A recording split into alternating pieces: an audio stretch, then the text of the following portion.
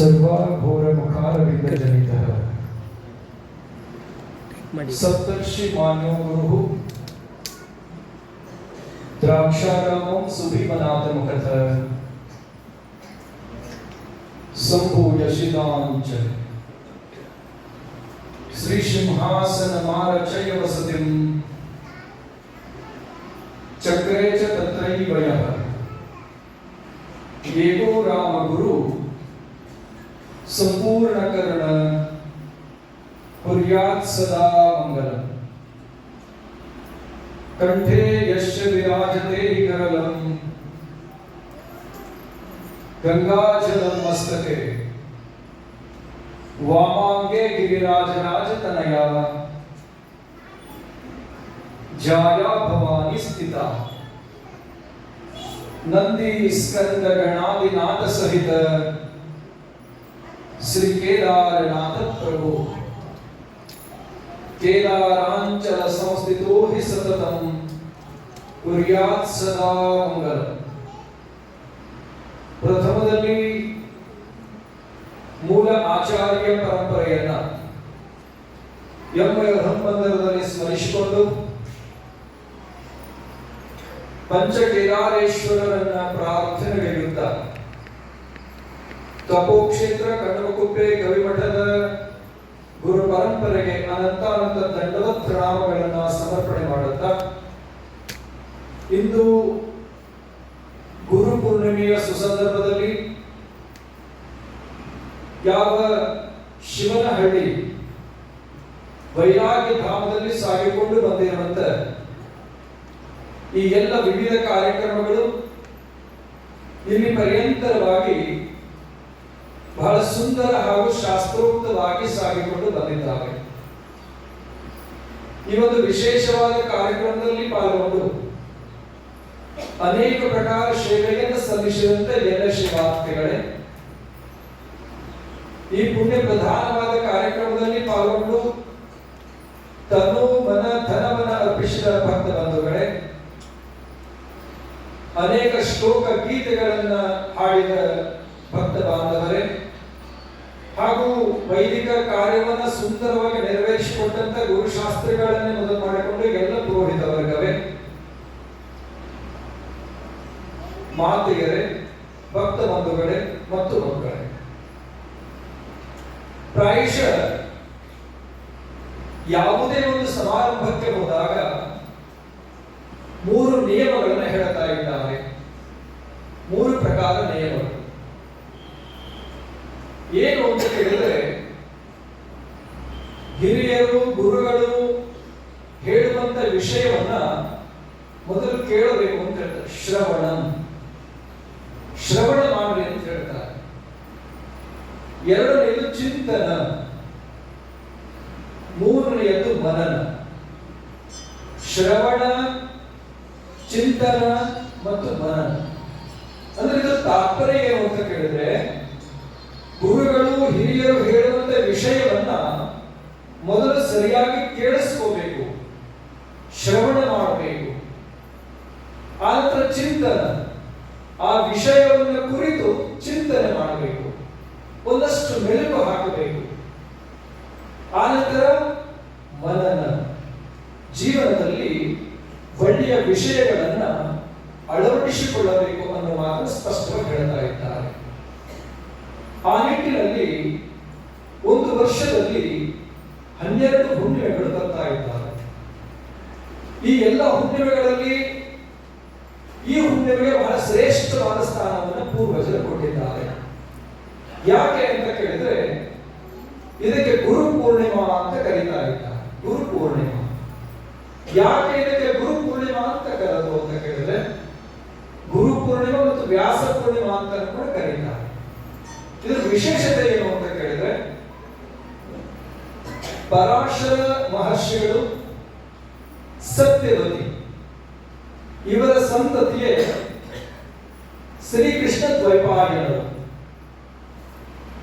ಅವರು ಬೆಳೀತಾ ಬಂದ ಹಾಗೆ ವೇದ ಒಂದಿತ್ತು, ಅದನ್ನು 4 ವಿಂಗಡಣೆ ಮಾಡಿದರು.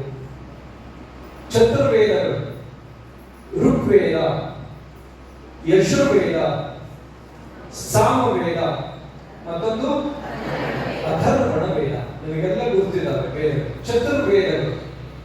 ಒಂದು ಇರುವಂತ ವೇದವನ್ನ 4 ಭಾಗವಾಗಿ ವಿಂಗಡಣೆ ಮಾಡಿದವರು ಯಾರು? ವ್ಯಾಸ ಮಹರ್ಷಿಗಳು.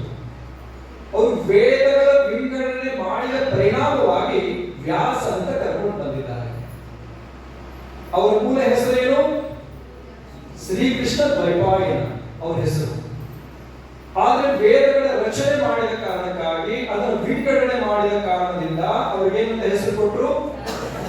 ವ್ಯಾಸ ಮಹರ್ಷಿಗಳು ಅಂತ ಕರೀತಾ ಇದ್ದಾರೆ. ಅದಕ್ಕೆ ಗುರು ಪೂರ್ಣಿಮಾ, ವ್ಯಾಸ ಪೂರ್ಣಿಮಾ. ಮತ್ತೆ ಈ ಹುಣ್ಣಿಮೆಗೆ ವ್ಯಾಸ ಪೂರ್ಣಿಮಾ ಅಂತ ಯಾಕೆ ಕರೆದರು ಅಂತ ಕೇಳಿದ್ರೆ, ಈ ಹುಣ್ಣಿಮೆಯ ದಿನ ವ್ಯಾಸರ ಜನ್ಮ ಆಗಿತ್ತು ಅಂತ ಹೇಳುತ್ತೆ ಶಾಸ್ತ್ರ. ವ್ಯಾಸ ಮಹರ್ಷಿಗಳು ಜನ್ಮ ತಾಳಿದ ಹುಣ್ಣಿಮೆ ಯಾವುದು? ಈ ಹುಣ್ಣಿಮೆ. ಅದು ಗುರು ಪೂರ್ಣಿಮಾ ಅಂತ ಕರೆದುಕೊಂಡು ಬಂದಿದ್ದಾರೆ. ಆನಂತರ ಅಷ್ಟಾದಶ ಪುರಾಣಗಳನ್ನು ರಚನೆ ಮಾಡಿದರು. 18 ಪುರಾಣಗಳ ರಚನೆ ಮಾಡಿದ್ದಾರೆ. ಅನೇಕ ವೇದಗಳಿಗೆ ಭಾಷ್ಯಗಳನ್ನು ಬರೆದಿದ್ದಾರೆ. ಹೀಗಾಗಿ ಅವರಿಗೆ ವ್ಯಾಸ ಮಹರ್ಷಿಗಳು ಅಂತ ಕರೆದುಕೊಂಡು ಬಂದಿದ್ದಾರೆ. ಅದಕ್ಕೆ ವ್ಯಾಸ ಪೂರ್ಣಿಮಾ, ಗುರು ಪೂರ್ಣಿಮಾ ಅಂತ ಕರೀತಾ ಇದ್ದಾರೆ. ಇದು ಬಹಳ ಶ್ರೇಷ್ಠವಾದಂತಹ ಹುಣ್ಣಿಮೆ ಅಂತ ಕರ್ಕೊಂಡು ಬಂದಿದ್ದಾರೆ. ಹಾಗಿದ್ರೆ ಗುರು ಪೂರ್ಣಿಮಾ, ಗುರುವಿಗೆ ಯಾಕೆ ಇಷ್ಟು ಆದ್ಯತೆ ಅಂತ ಕೇಳ್ತಾ ಇದ್ದಾರೆ. ಗುರು ಅಂದ್ರೆ ಯಾವ? ಗುರುವಿನ ವಿಶೇಷತೆ ಏನು ಅಂತ ಹೇಳ್ತಾರೆ. ಗುಣಾತೀತಂ ಗುಕಾರಂಚ, ಗುಣಾತೀತಂ ಗುಕಾರಂಚ ರೂಪಾತೀತಂ ಗುಕಾರಕಂ. ಗುಣಾತೀತಂ ಗುಕಾರಂಚ ರೂಪಾತೀತಂ ಗುಕಾರಕಂ. ಗುಣಾತೀತನು, ರೂಪಾತೀತ ಅರ್ಥಾತ್ ಕತ್ತಲೆಯಿಂದ ಬೆಳಕಿನ ಮಾರ್ಗವನ್ನು ತೋರಿಸುವಾದ ಗುರು. ಅದಕ್ಕೆ ಹೇಳ್ತಾರೆ ಅಜ್ಞಾನ ತಿಮಿರಾಂಧಶ್ಯ ಜ್ಞಾನಾಂಜನ ಶಲಾಕಯ ಚಕ್ಷುರುನ್ಮೇಲಿತಂ ಯೇನ ತಸ್ಮೈ ಶ್ರೀ ಗುರವೇ ನಮಃ. ಕತ್ತಲೆಯಿಂದ ಬೆಳಕಿನ ಮಾರ್ಗಕ್ಕೆ ಕರೆದುಕೊಂಡು ಹೋಗುವಾತ ಗುರು, ಅಜ್ಞಾನದಿಂದ ಜ್ಞಾನದ ಮಾರ್ಗವನ್ನು ತೋರಿಸುವಾತ ಗುರು, ಅಸತ್ಯದಿಂದ ಸತ್ಯದ ಎಡೆಗೆ ಕರೆದುಕೊಂಡು ಹೋಗುವಾತ ಗುರು, ಅಧರ್ಮದಿಂದ ಧರ್ಮದ ಮಾರ್ಗವನ್ನು ತೋರಿಸುವಾತ ಸಮರ್ಥ ಗುರು. ಅದಕ್ಕೆ ಹೇಳಿದ್ದಾರೆ ಗುರುವಿಗೆ ಶ್ರೇಷ್ಠವಾದ ಅರ್ಥ ನಮಗೆ ಸರಿ ತಪ್ಪುಗಳನ್ನ ತಿಳಿಸುವಾತನೇ ಗುರು ಅಂತ ಹೇಳಿದ್ದಾರೆ. ಹಾಗಿದ್ರೆ ಗುರುವಿನ ವಿಶೇಷತೆ ಏನು, ಗುರುವಿನ ಮಹತ್ವ ಏನು ಅಂತ ಕೇಳಿದ್ರೆ, ಕೈಲಾಸದಲ್ಲಿ ಶಿವ ಮತ್ತು ಪಾರ್ವತಿಯರು ಸಾಕಷ್ಟು ವಿಷಯಗಳ ಬಗ್ಗೆ ಚರ್ಚೆ ಮಾಡ್ತಾ ಇದ್ರು. ಆ ಸಂದರ್ಭದಲ್ಲಿ ಜಿಜ್ಞಾಸೆಗೊಂಡಂತ ಪಾರ್ವತಿ ಅನೇಕ ಪ್ರಶ್ನೆಗಳ ಮಧ್ಯದಲ್ಲಿ ಒಂದು ಪ್ರಮುಖವಾದ ಪ್ರಶ್ನೆ ಮಾಡ್ತಾ ಇದ್ದಾಳೆ. ಬಹಳ ಪ್ರಮುಖವಾದ ಪ್ರಶ್ನೆ. 7 ಲೋಕದಲ್ಲಿ ಅತಿ ಶ್ರೇಷ್ಠರು ಯಾರು? ಯಾರು ಅತಿ ಉನ್ನತ? ಯಾರು ಪೂಜ್ಯನೀಯರು? ಯಾರಿಗೆ ಪ್ರಥಮ ಸ್ಥಾನ ಅಂತ ಕೇಳ್ತಾರೆ. ಅದಕ್ಕೆ ಪರಮಾತ್ಮ ಹೇಳಿದ ಬಹುಶಃ ನಾನು ಅಂತ ಹೇಳಬಹುದು ಅಂತ ಪಾರ್ವತಿ ನಡೆಸಿದ್ದು. ಆದ್ರೆ ಪರಮಾತ್ಮ ಹೇಳಿದ ನ ಗುರೋರಧಿಕಂ ಇತಿ ಶಿವಶಾಸನತಃ, ನ ಗುರೋರಧಿಕಂ ಇತಿ ಶಿವಶಾಸನತಃ, ನ ಗುರೋರಧಿಕಂ ಇತಿ ಶಿವಶಾಸನತಃ.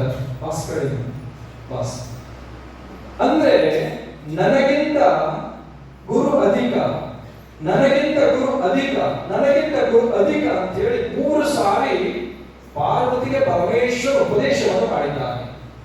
ಒಂದು ವಿಷಯವನ್ನ, ಒಂದು ಶಬ್ದವನ್ನ ಒಂದಕ್ಕಿಂತ ಹೆಚ್ಚು ಬಾರಿ ಬಳಸಿದಾಗ ಆ ಶಬ್ದದ ವಚನ ಜಾಸ್ತಿ ಆಗುತ್ತೆ, ಅದರ ತೂಕ ಜಾಸ್ತಿ ಆಗುತ್ತೆ. ಯಾವ ಕಾಲದಲ್ಲೂ ಪಾರ್ವತಿಯ ಈ ಜಿಜ್ಞಾಸೆ ಬರಬಾರದು ಅಂತ ಹೇಳಿ ಪರಮಾತ್ಮ ಹೇಳಿದ ನನಗಿಂತ ಗುರು ಅಧಿಕ ಅಂತ ಹೇಳಿದ್ದಾನೆ. ಮುಂದೆ ಹೇಳ್ತಾ ಇದ್ದಾನೆ, ನಾವು ತ್ರಿಮೂರ್ತಿಗಳು ಮಾಡುವಂತ ಕಾರ್ಯವನ್ನು ಒಬ್ಬ ಸಮರ್ಥ ಗುರು ಮಾಡಲ್ಲ. ಬ್ರಹ್ಮ ವಿಷ್ಣು ಮಹೇಶ್ವರರು ನಾವೇನು ತ್ರಿಮೂರ್ತಿಗಳಿದ್ದೇವೆ, ತ್ರಿಮೂರ್ತಿಗಳ ಕಾರ್ಯವನ್ನು ಸಮರ್ಥ ಗುರು ಮಾಡಲ್ಲ. ಅದಕ್ಕೆ ಹೇಳ್ತಾರೆ ಶ್ಲೋಕ ನಿಮಗೆಲ್ಲ ಬರುತ್ತೆ, ಜೊತೆಗೆ ಹೇಳ್ತೇವೆ ನೋಡಿ. ಗುರು ಬ್ರಹ್ಮ ಗುರು ವಿಷ್ಣು ಗುರುರ್ದೇವೋ ಮಹೇಶ್ವರ ಗುರು ಸಾಕ್ಷಾತ್ ಪರಬ್ರಹ್ಮ ತಸ್ಮೈ ಶ್ರೀ ಗುರವೇ ನಮಃ. ಅವ್ರು ಹೇಳ್ತಾ ಇದ್ದಾರೆ ಪರಮಾತ್ಮ ನನಗಿಂತ ಗುರು ಅಧಿಕ. ನಾವು ತ್ರಿಮೂರ್ತಿಗಳು ಮಾಡುವಂತ ಕಾರ್ಯವನ್ನು ಒಬ್ಬ ಸಮರ್ಥ ಗುರು ಮಾಡಲ್ಲ. ಮಾಡುವಂಥದ್ದು. 83,99,999 ಜೀವರಾಶಿಗಳನ್ನ ಸೃಷ್ಟಿ ಮಾಡುವಂತ ಕಾರ್ಯವನ್ನ ಯಾರು ಮಾಡ್ತಾ ಇದ್ದಾರೆ? ಬ್ರಹ್ಮದೇವ ಮಾಡ್ತಾ ಇದ್ದಾನೆ. ಜೀವರಾಶಿಗಳನ್ನ ಬ್ರಹ್ಮ ಸೃಷ್ಟಿ ಮಾಡಿದರೆ ಗುರು ಅಂತಪ್ಪ ಜೀವರಾಶಿಗಳಲ್ಲಿ ಜ್ಞಾನವನ್ನ, ಧರ್ಮವನ್ನ, ತತ್ವವನ್ನ, ಸಿದ್ಧಾಂತವನ್ನ, ನಿಯಮವನ್ನ, ಆಚಾರವನ್ನ, ವಿಚಾರವನ್ನ ಸೃಷ್ಟಿ ಮಾಡುವಾಗ ಯಾರು? ಗುರು. ಅದಕ್ಕೆ ಹೇಳಿದ್ರು ಗುರು ಬ್ರಹ್ಮ, ಗುರು ವಿಷ್ಣು. ವಿಷ್ಣು ಪರಮಾತ್ಮನ ಕರ್ತವ್ಯ ಯಾವುದು ಅಂತ ಕೇಳಿದ್ರೆ ಸಂರಕ್ಷಣೆ ಮಾಡುವಂಥದ್ದು, ಲಾಲನೆ, ಪಾಲನೆ, ಪೋಷಣೆ ಮಾಡಿ ಕಾಪಾಡುವಂಥದ್ದು ವಿಷ್ಣು ಪರಮಾತ್ಮನ ಕರ್ತವ್ಯವಾಗಿದೆ. ಹಾಗಿದ್ರೆ ಗುರು ಏನು ಮಾಡ್ತಾ ಇದ್ದಾನೆ? ಭಕ್ತನಲ್ಲಿರುವಂತಹ ಧರ್ಮ, ನೀತಿ, ನಿಯಮಗಳು ಉಳಿಯುವಂತೆ ಅವನಿಗೆ ಮೇಲಿಂದ ಮೇಲೆ ಧರ್ಮೋಪದೇಶವನ್ನು ಮಾಡುವ ಮುಖಾಂತರವಾಗಿ, ಪೂಜಾ ಕ್ರಿಯೆಗಳನ್ನು ಮಾಡಿಸುವ ಮುಖಾಂತರವಾಗಿ, ಆನಂತರ ನಿಮಗೆ ಶಾಲೆಯಲ್ಲಿ ಬೋಧಕರ ಇವತ್ತು ಪಾಠವನ್ನು ಮಾಡ್ತಾರೆ, ನಾಳೆ ಅದನ್ನು ಪ್ರಶ್ನೆ ಮಾಡ್ತಾರೆ, ಮಂತ್ಲಿ ಟೆಸ್ಟ್ ಅಂತ ಮಾಡ್ತಾರೆ, ವಾರ್ಷಿಕ ಪರೀಕ್ಷೆಯನ್ನು ಮಾಡ್ತಾರೆ. ನಿಮ್ಮಲ್ಲಿರುವಂತಹ ಜ್ಞಾನ ಉಳಿಯಲಿಕ್ಕಾಗಿ ಆ ಕಾರ್ಯವನ್ನು ಮಾಡ್ತಾರೆ. ಅದಕ್ಕೆ ಹೇಳಿದ್ರು ಗುರು ವಿಷ್ಣು, ಗುರುದೇವ ಮಹೇಶ್ವರ. ಮಹೇಶ್ವರನ ಕಾರ್ಯವನ್ನು ಗುರು ಮಾಡವಲ್ಲ. ಮಹೇಶ್ವರನ ಶಿವನ ಕರ್ತವ್ಯ ಯಾವುದು? ಲಯ ಮಾಡುವಂಥದ್ದು. ಪರಮಾತ್ಮ ಜೀವರಾಶಿಗಳ ಆಯುಷ್ಯ ಮುಗಿದು ಅಂದ್ರೆ ಲಯ ಮಾಡ್ತಾ ಇದ್ದಾನೆ, ಪಾಪ ಕರ್ಮಕ್ಕನುಸಾರವಾಗಿ ಫಲವನ್ನು ಕೊಡ್ತಾ ಇದ್ದಾನೆ. ಹಾಗಿದ್ರೆ ಗುರು ಏನನ್ನ ನಾಶ ಮಾಡ್ತಾ ಇದ್ದಾನೆ? ಮನುಷ್ಯನಲ್ಲಿರುವಂತ ಅಜ್ಞಾನವನ್ನ, ಅವಿವೇಕವನ್ನ, ಅಹಂಕಾರವನ್ನ, ಅಂಧಕಾರವನ್ನ, ದುರ್ಗುಣವನ್ನ, ದುರಾಚಾರವನ್ನ, ದುರ್ನಡತೆಯನ್ನ ನಾಶ ಮಾಡ್ತಾ ಇದ್ದಾನೆ ಗುರು. ಅದಕ್ಕೆ ಹೇಳಿದ್ರು ತ್ರಿಮೂರ್ತಿಗಳು ಮಾಡದಂತ ಕಾರ್ಯವನ್ನ ಒಬ್ಬ ಸಮರ್ಥ ಗುರು ಮಾಡಬಲ್ಲ ಅನ್ನುವಂಥ ಮಾತನ್ನ ಬಹಳ ಸ್ಪಷ್ಟವಾಗಿ ಪರಮಾತ್ಮ ಪಾರ್ವತಿ ಉಪದೇಶವನ್ನು ಮಾಡಿದ್ದಾನೆ ಅಂತ ಬಹಳ ಸುಂದರವಾಗಿ ಹೇಳಿದ್ದಾರೆ. ಆ ನಿಟ್ಟಿನಲ್ಲಿ ಗುರುವಿನಲ್ಲಿ 3 ವಿಧ ಇದೆ, 3 ಪ್ರಕಾರ ಗುರುಗಳಿದ್ದಾರೆ. ದೀಕ್ಷಾ ಗುರು, ಶಿಕ್ಷಾ ಗುರು, ಮೋಕ್ಷ ಗುರು. ದೀಕ್ಷೆಯನ್ನು ಕೊಡುವಾತ ಗುರು, ದೀಕ್ಷೆಯನ್ನು ಕೊಡುವಾಗ. ಹಾಗಿದ್ರೆ ದೀಕ್ಷೆ ಅಂದ್ರೆ ಏನು? ದೀಯತೆ ಚ ಶಿವಜ್ಞಾನಂ, ಕ್ಷೀಯತೆ ಭಾಷವಂದನಂ, ಯಶಾಧತ ಸಮಾಖ್ಯಾತಂ ದೀಕ್ಷೇತ್ರಿಯ ವಿಚಕ್ಷಣೈಹಿ. ಅವರು ಹೇಳ್ತಾ ಇದ್ದಾರೆ, ದೀಯತೆ ಚ ಶಿವಜ್ಞಾನಂ, ಜೀವಾತ್ಮನಿಗೆ ಶಿವಧರ್ಮವನ್ನ, ಜ್ಞಾನವನ್ನ, ತತ್ವವನ್ನ ಬೋಧನೆ ಮಾಡ್ತಾ ಇದ್ದಾನೆ. ಕ್ಷೀಯತೆ ಭಾಷವಂದನಂ, ಪೂರ್ವ ಜನ್ಮದಲ್ಲಿ, ಇಹ ಜನ್ಮದಲ್ಲಿ ಎಷ್ಟೋ ಜನ್ಮದಲ್ಲಿ ಮಾಡಿರುವಂತ ಅನೇಕ ಪಾಪಗಳಿದ್ದ, ಅನೇಕ ಪಾಪ ಕರ್ಮಗಳಿದ್ದ. ಆ ಎಲ್ಲ ಪಾಪ ಕರ್ಮಗಳನ್ನ ನಾಶಪಡಿಸಿ, ಅರ್ಥ ಆಗ್ತಾ ಇದೆಯಾ? ದೀಕ್ಷೆಯನ್ನು ಕೊಡುವಾಗ ಗುರು ಎಲ್ಲ ಪಾಪ ಕರ್ಮವನ್ನು ನಾಶಪಡಿಸಿ ಆ ಭಕ್ತನ ಮಸ್ತಕದ ಮೇಲೆ ತನ್ನ ಹಸ್ತವನ್ನಿಟ್ಟು ಬಲಗೈಯಲ್ಲಿ ಮಹಾಮಂತ್ರವನ್ನು ಉಪದೇಶ ಮಾಡ್ತಾ ಇದ್ದಾನೆ. ಅದಕ್ಕೆ ಹೇಳಿದ್ರು ದೀಕ್ಷಾ ಗುರು. ಒಬ್ಬ ಮನುಷ್ಯನಿಗೆ ಯಾವುದೇ ಮಂತ್ರ ಆಗಲಿ, ಆ ಮಂತ್ರ ಸಿದ್ಧಿ ಆಗಬೇಕು ಅಂತ ಕೇಳಿದ್ರೆ ಗುರು ಮುಖೇನ ಉಪದೇಶ ಆಗಬೇಕು. ಗುರು ಮುಖೇನ ಉಪದೇಶ ಆಗಿಲ್ಲ ಅಂದ್ರೆ ಜನ್ಮದಲ್ಲಿ ಸಿದ್ಧಿ ಆಗಲ್ಲ. ಅದು ಕೇಳು ಅಂತಲ್ಲ, ಅದು ಓದೋದ್ರಿಂದ ನಷ್ಟ ಇಲ್ಲ, ಅದು ಸಿದ್ಧಿ ಆಗೋಲ್ಲ. ಅದರ ಫಲ ತುಂಬಾ ಕಡಿಮೆ ಇರುತ್ತೆ. ಎಷ್ಟೇ ಓದಿದ್ರು ಕೂಡ ಅವ್ರಿಗೆ ಸರ್ಟಿಫಿಕೇಟ್ ಸಿಗದೆ ಹೋದ್ರೆ ಅವ್ರು ವರ್ಕ್ ಮಾಡ್ಲಿಕ್ಕೆ ಆಗಲ್ಲ. ಈಗೆಲ್ಲ ಡಾಕ್ಟರ್ ಓದಂತೂ ತುಂಬಾ ಜನ ವಿದ್ಯಾರ್ಥಿಗಳಿದ್ದಾರೆ. ಇವ್ರು ಎಷ್ಟು ವರ್ಷ ಓದಿ ಎಷ್ಟೇ ಸರ್ವಿಸ್ ಮಾಡಿದ್ರು ಸರ್ಟಿಫಿಕೇಟ್ ಇಲ್ಲದೆ ಹೋದ್ರೆ ಅವ್ರು ಅಧಿಕೃತವಾಗಿ ತಮ್ಮ ಕಾರ್ಯವನ್ನು ಮಾಡಲಿಕ್ಕೆ ಬರುತ್ತಮ್ಮ. ನಿಮಗೆ ಮುಖ್ಯ ಯಾವ್ದು ಬೇಕು? ಸರ್ಟಿಫಿಕೇಟ್ ಬೇಕು ಅಲ್ವಾ? ಹಾಗೆ ಜೀವಾತ್ಮನು ಮಾಡುವಂತ ಜಪ ಅದು ಸಿದ್ಧಿಯಾಗಬೇಕು ಅಂದ್ರೆ ಗುರು ಮುಖೇನ ಉಪದೇಶವನ್ನು ಪಡೆಯಬೇಕು. ಆ ಮಂತ್ರೋಪದೇಶದಿಂದ ಜಪವನ್ನು ಮಾಡ್ತಾ ಮಾಡ್ತಾ ಮಾಡ್ತಾ ಮಾಡ್ತಾ ಭಕ್ತ ಏನಾಗ್ತಾ ಇದ್ದಾನೆ? ಮದ್ಭಕ್ತ ಮಮಾತಿ ಶ್ರೇಷ್ಠ. ಯಾವ ವಾಲ್ಮೀಕಿ ಮಹರ್ಷಿ ಅವನು ಯಾವ ಪ್ರಕಾರ ಇದ್ದ? ಬೇಟೆಯನ್ನು ಆಡ್ತಿದ್ದ, ಕ್ರೂರವಾಗಿ ನಡ್ಕೋತಿದ್ದ. ಗುರುಗಳ ಉಪದೇಶದಿಂದ ವಾಲ್ಮೀಕಿ ಮಹರ್ಷಿ ರಾಮಾಯಣ ಮಹಾಕಾವ್ಯವನ್ನು ರಚನೆ ಮಾಡಿದ್ರು. ಅಂದ್ರೆ ಉಪದೇಶದಿಂದ. ಆನಂತರ ಅಂಗೂಲಿ ಮಾಲ ಅಂಗುಲಿಮಾಲ ಪ್ರತಿಯೊಬ್ಬರ ಪ್ರತಿದಿನ ಬೆರಳನ್ನ ಕಟ್ ಮಾಡಿ ಅವರಲ್ಲಿರೋ ಸಂಪತ್ತಿಯನ್ನು ದೋಸ್ತಾ ಇದ್ದ. ಅವ್ರೇನಾದ್ರೂ ಅವರಿಗೆ ಸ್ಪಂದಿಸ್ತಾ ಇದ್ರೆ ಕೊಂದು ಹಾಕ್ತಿದ್ದ. ಇಷ್ಟು ಕ್ರೂರನಾಗಿರ್ತಕ್ಕಂಥ ಅಂಗುಲಿಮಾಲ ಗುರುವಿನ ಉಪದೇಶದಿಂದ ಶ್ರೇಷ್ಠ ಸಂತನಾದ. ಅಂದ್ರೆ ಉಪದೇಶ, ಗುರುವಿನ ಉಪದೇಶವಾಗದೆ ಹೋದ್ರೆ ಅದು ಫಲವನ್ನು ಕೊಡೋದಿಲ್ಲ ಅಂತ. ಅದಕ್ಕಾಗಿ ಹೇಳಿದ್ರು ದೀಕ್ಷಾ ಗುರು, ದೀಕ್ಷೆಯನ್ನು ಕೊಡುವಾಗದು. ತಾಯಿ ಮತ್ತು ತಂದೆ ಭೂಲೋಕಕ್ಕೆ ತಂದು ಆ ಗುರು ಭೂಲೋಕದಿಂದ ಅವರ ಗೌರವ ಕೀರ್ತಿಯ ಆಕಾಶದೆತ್ತರಕ್ಕೆ ಹಾರಿಸಲಿಕ್ಕಾಗಿ ಮಾಡ್ತಾ ಇದ್ದಾನೆ. ದೀಕ್ಷೆಯ ಅನುಗ್ರಹ ಮಾಡ್ತಾ ಇದ್ದಾನೆ. ಭಕ್ತರನ್ನ ಮಹತ್ವನನ್ನಾಗಿ ಮಾಡ್ತಾ ಇದ್ದಾನೆ. ಶ್ರೇಷ್ಠ ಸಾಧಕರನ್ನಾಗಿ ಮಾಡ್ತಾ ಇದ್ದಾನೆ. ಶ್ರೇಷ್ಠ ಸಂತನನ್ನಾಗಿ ಮಾಡ್ತಾ ಇದ್ದಾನೆ. ಶ್ರೇಷ್ಠ ತಪಸ್ವಿಯನ್ನಾಗಿ ಮಾಡ್ತಾ ಇದ್ದಾನೆ. ಸಮಾಜಮುಖಿ ಚಿಂತಕರನ್ನಾಗಿ ಮಾಡ್ತಾ ಇದ್ದಾನೆ. ಗುರು ಯಾವ ಮುಖಾಂತರ? ದೀಕ್ಷಾ ಮುಖಾಂತರ. ಅದಕ್ಕೆ ಹೇಳಿದ್ರು ದೀಕ್ಷಾ ಅಂತ ಕರ್ಕೊಂಡು ಬಂದಿದ್ದಾರೆ. ದೀಕ್ಷಾ ಅಂತ ಕರ್ಕೊಂಡು ಬಂದಿದ್ದಾರೆ. ಅದಕ್ಕೆ ಹೇಳಿದ್ರು ಆ ದೀಕ್ಷೆಯಲ್ಲಿ ಎಷ್ಟು ವಿಧ? 3 ವಿಧ. ಮಂತ್ರ ದೀಕ್ಷೆ, ಕ್ರಿಯಾ ದೀಕ್ಷೆ, ವೇದ ದೀಕ್ಷೆ. ಹಾಗೆ ದೀಕ್ಷೆ ಸಾಕಷ್ಟು ಜನ ಉಪದೇಶ ತಗೋತಾರೆ. ಮಂತ್ರ ದೀಕ್ಷೆ ಅಂದ್ರೆ ನೀವು ಬಂದು ಸಹಜವಾಗಿ ಉಪದೇಶವನ್ನು ತಗೊಳ್ಳುವಂಥದ್ದು ಮಂತ್ರ ದೀಕ್ಷೆ. ಕ್ರಿಯಾ ದೀಕ್ಷೆ ಎಲ್ಲ ಕ್ರಿಯೆಗಳನ್ನ ಮಾಡಿ ಶಾಸ್ತ್ರೋಕ್ತವಾಗಿ ವಿಧಿಬದ್ಧವಾಗಿ ಮಾಡುವಂಥದ್ದು ಕ್ರಿಯಾ ದೀಕ್ಷೆ. ವೇದ ದೀಕ್ಷೆ, ಶಾಸ್ತ್ರಗಳಿದ್ದಾರೆ, ಅವರು ಎಲ್ಲ ಪ್ರಕಾರದ ಕಲಶಗಳನ್ನು ಸ್ಥಾಪಿಸಿ ಎಲ್ಲ ದೇವತೆಗಳನ್ನು ಆವಾಹನೆ ಮಾಡಿಕೊಂಡು ಅಲ್ಲಿ ಪ್ರತಿಷ್ಠಾಪನೆಗೊಳಿಸಿ ಸಿದ್ಧಾಂತ ಪ್ರಕಾರ ಕೊಡುವಂತದಕ್ಕೆ ಯಾವ ದೀಕ್ಷೆ ಅಂತ ಕರೀತಾರೆ? ವೇದ ದೀಕ್ಷೆ ಅಂತ ಕರೀತಾರೆ.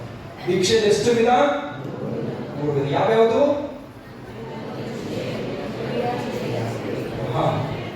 ನೆನಪಿದೆಯಲ್ಲ? ದೀಕ್ಷೆಯಲ್ಲಿ 3 ವಿಧ. ಗುರುಗಳಲ್ಲಿ ಎಷ್ಟು ವಿಧ? 3 ವಿಧ. ದೀಕ್ಷಾ ಗುರು, ಶಿಕ್ಷಾ ಗುರು, ಮೋಕ್ಷ ಗುರು. ದೀಕ್ಷೆಯನ್ನು ಕೊಡುವಾದ ಗುರು ಈ ಪ್ರಕಾರವಾಗಿ 3 ಪ್ರಕಾರದ ದೀಕ್ಷೆಯಲ್ಲಿ ಯಾವುದೇ ದೀಕ್ಷೆ ನಿಮಗೆ ಲಭ್ಯವಾದರೂ ಕೂಡ ಅದು ಫಲವನ್ನು ಕೊಡುತ್ತೆ. ಅದು ಫಲವನ್ನು ಕೊಡುತ್ತೆ. ನೀವು ಒಂದಷ್ಟು ಕಾಲ ಜಪವನ್ನು ಮಾಡಿದರೆ ತತ್ಕ್ಷಣಕ್ಕೆ ಅದು ನಿಮಗೆ ಫಲವನ್ನು ಕೊಡುವಂತದ್ದಾಗ. ಅದಕ್ಕೆ ಹೇಳಿದ್ರು ದೀಕ್ಷಾ ಗುರು. ಇನ್ನು ಶಿಕ್ಷಾ ಗುರು. ಶಿಕ್ಷೆ ಅಂದ್ರೆ ಕಷ್ಟ, ಶಿಕ್ಷೆ ಅಂದ್ರೆ ಈಗ ಪಡೆಯೋದಂತಲ್ಲ, ಕಷ್ಟ ಕೊಡೋದಂತಲ್ಲ. ಶಿಕ್ಷಣ ಅಂದ್ರೆ ಜ್ಞಾನವನ್ನು ಉಪದೇಶ ಮಾಡುವಂತ. ಜ್ಞಾನವನ್ನು ಈಗ ಗಣಿತ ಶಾಸ್ತ್ರ, ವಿಜ್ಞಾನ ಶಾಸ್ತ್ರ, ಸಾಮಾಜಿಕ ಶಾಸ್ತ್ರ, ವೇದಶಾಸ್ತ್ರ, ಜ್ಯೋತಿಷ್ಯ ಶಾಸ್ತ್ರ, ವಾಸ್ತುಶಾಸ್ತ್ರ, ಆನಂತರ ಅನೇಕ ಶಾಸ್ತ್ರಗಳು 64 ಶಾಸ್ತ್ರಗಳಿದ್ದಾವೆ. ಎಷ್ಟಿದಾವೆ? 64 ಪ್ರಕಾರ ಅಲ್ವಾ?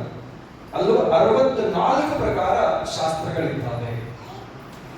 ಆ ಒಂದೊಂದು ಶಾಸ್ತ್ರಗಳಲ್ಲಿ ಒಂದೊಂದು ಶಕ್ತಿ ಇರುತ್ತೆ. ಒಂದೊಂದು ಶಾಸ್ತ್ರದಲ್ಲಿ ಒಂದೊಂದು ಪ್ರಕಾರ ಶಕ್ತಿ ಇರುತ್ತೆ. ಅದಕ್ಕಾಗಿ ಅಂತ ಶಾಸ್ತ್ರವನ್ನು ಕಲಿಸುವಾದ ಗುರು, ಅದಕ್ಕೆ ಯಾವ ಗುರು ಅಂತ ಕರೀತಾರೆ? ಶಿಕ್ಷಾ ಗುರು. ಶಿಕ್ಷಾ ಆ ಶಾಸ್ತ್ರವನ್ನು ಕಲಿಸುವಾಗ ಸ್ವಲ್ಪ ಕಠಿಣ ಇರುತ್ತೆ. ಅದು ಸುಲಭ ಇರಲ್ಲ, ಸಹಜ ಇರಲ್ಲ, ಸರಳ ಇರಲ್ಲ, ಕಠಿಣ ಇರುತ್ತೆ, ತುಂಬಾ ಕಠಿಣ ಇರುತ್ತೆ. ಶಾಸ್ತ್ರವನ್ನು ಕಲಿಯುವಾಗ ನಾವು ಬಹಳ ಸಹಜವಾಗಿ ಸುಖವಾಗಿದ್ದು ಕಲಿತೇವೆ ಅಂದ್ರೆ ಬರಲ್ಲ ಅಲ್ವಾ? ಯಾವುದೇ ಶಾಸ್ತ್ರ ತಗೊಂಡು, ಯಾವುದೇ ಶಾಸ್ತ್ರ, ಈ ಮಕ್ಕಳು ಓದುವಂತವ್ರು ಎಲ್ಲ ಇದ್ದಾರೆ, ಓದುವಂತ ತುಂಬಾ ಜನ ಇದ್ದಾರೆ. ಓದುವಂತ ಮಕ್ಕಳು 3 ಹೊತ್ತು ಚೆನ್ನಾಗಿ ಊಟ ಮಾಡಿ ಆರಾಮಾಗಿ ನಿದ್ರೆ ಮಾಡಿ ಓದ್ತೇವೆ ಅಂದ್ರೆ ಜ್ಞಾನ ಏನಾದ್ರೂ ಬರುತ್ತಾ? ನಿಮಗೆ ಬಂದು ನಿಮ್ಮ ಬೋಧಕರು ನಿಮಗೇನು ಶಿಕ್ಷೆ ದಂಡಿಸ್ತೇವೆ ನಿಮಗೆ ಹಾಗೆ ಹೇಳಿ ಹೋದ್ರು ಅಂದ್ರೆ ಬರುತ್ತಾ? ಸ್ವಲ್ಪ ಕಠಿಣವಾಗಿ ನಡ್ಕೋತಾರೆ, ಶಿಕ್ಷೆಯನ್ನು ಕೊಡ್ತಾರೆ, ಬೋಧನೆ ಮಾಡ್ತಾರೆ. ಅಂದ್ರೆ ಅನೇಕ ಪ್ರಕಾರ ಜ್ಞಾನವನ್ನ ಕೊಟ್ಟು ಅವನನ್ನ ಶ್ರೇಷ್ಠ ವ್ಯಕ್ತಿಯನ್ನಾಗಿ ಮಾಡುವಾಗ ಗುರು. ಅದಕ್ಕೆ ಹೇಳಿದ್ರು ಶಿಕ್ಷಾ ಗುರು, ದೀಕ್ಷಾ ಗುರು, ಶಿಕ್ಷಾ ಗುರು. ಆಮೇಲೆ 3ನೇವರು ಮೋಕ್ಷ. ಮನುಷ್ಯನಿಗೆ ದೀಕ್ಷೆ ಆಯಿತು, ದೀಕ್ಷೆಯಿಂದ ಅನೇಕ ಪ್ರಕಾರ ಸಾಧನೆಯನ್ನು ಮಾಡಿದ. ಆನಂತರ ಶಿಕ್ಷೆ, ಜ್ಞಾನ ಇದೆ, ಜ್ಞಾನದಿಂದ ಜಗತ್ತನ್ನು ಸುತ್ತರಲು ಗೌರವವನ್ನು ಸಂಪಾದನೆ ಮಾಡಿದ, ಹೆಸರನ್ನ, ಕೀರ್ತಿಯನ್ನ, ಸಂಪತ್ತಿಯನ್ನು ಸಂಪಾದನೆ ಮಾಡಿದ. ಇದೆಲ್ಲ ಲಭ್ಯ ಆದವನು. ಮುಂದೆ ಕೊನೆಯದು ಮೋಕ್ಷ ಸಿಗಬೇಕಲ್ಲ.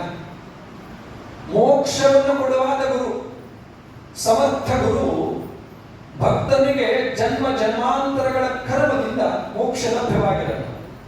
ಮೋಕ್ಷ ಸಿಗದೇ ಇದ್ದಾಗ ಆ ಮೋಕ್ಷವನ್ನು ಕೊಡಲಿಕ್ಕಾಗಿ ಗುರುವಿನ ಕೃಪಾ ಅನ್ನೋದು ಬಹಳ ದೊಡ್ಡದು.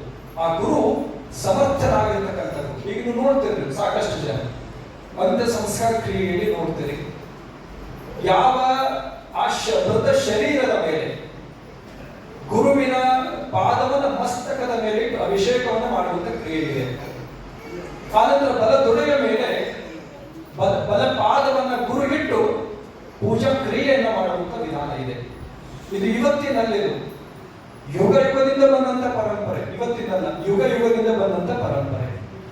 ಅಂದ್ರೆ ಆ ಜೀವಾತ್ಮನಿಗೆ ಮೋಕ್ಷವನ್ನು ಕೊಡಲಿಕ್ಕಾಗಿ ಆ ಮೋಕ್ಷ ಗುರು ಅಂತ ಕರೀತಾ ಇದ್ದಾರೆ. ಪ್ರಾಯಶಃ ಸಾಕಷ್ಟು ಮನುಷ್ಯರು ಕೇಳ್ತಾ ಬರ್ತಾರೆ, ಪರಿವಾರದಲ್ಲಿ ಹಿರಿಯರ ಶಾಪ, ಯಾವ ಹಿರಿಯರ ಆತ್ಮಕ್ಕೆ ಶಾಂತಿ ಸಿಕ್ಕಿಲ್ಲ, ಹಿರಿಯರ ಮೋಕ್ಷ ಸಿಕ್ಕಿಲ್ಲ ಅನ್ನುವಂಥದ್ದು ಜಾತಕದಲ್ಲಿ ಕಂಡು ಬರುತ್ತೆ.